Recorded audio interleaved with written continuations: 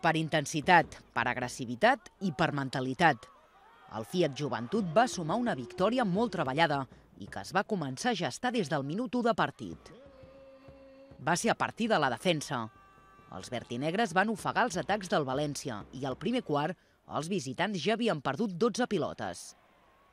A més, en els primers minuts la penya va aconseguir anul·lar els referents del València. A la mitja part, Kaner Medley, 5 punts i 3 de valoració.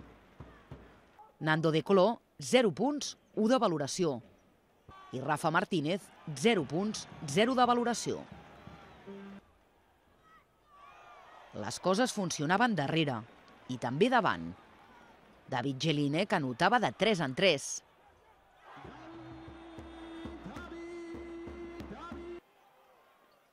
També Derrick Obasoan. I la forta defensa permetia córrer el contracop. Latavius Williams protagonitzava aquesta esmaixada espectacular. I els vertinegres s'enfilaven de 19 a la mitja part.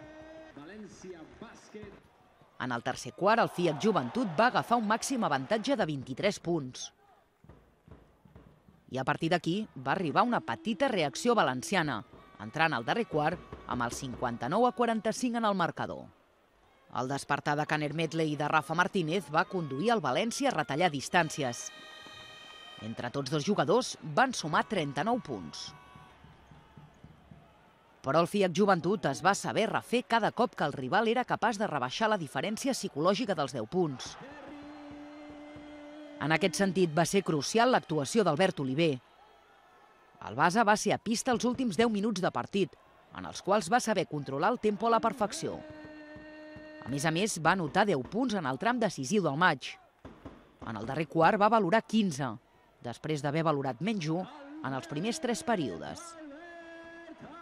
Al final, alegria més que justificada en el FIAC Joventut, que tanca la primera volta sumant una victòria que dona oxigen per encarar la segona.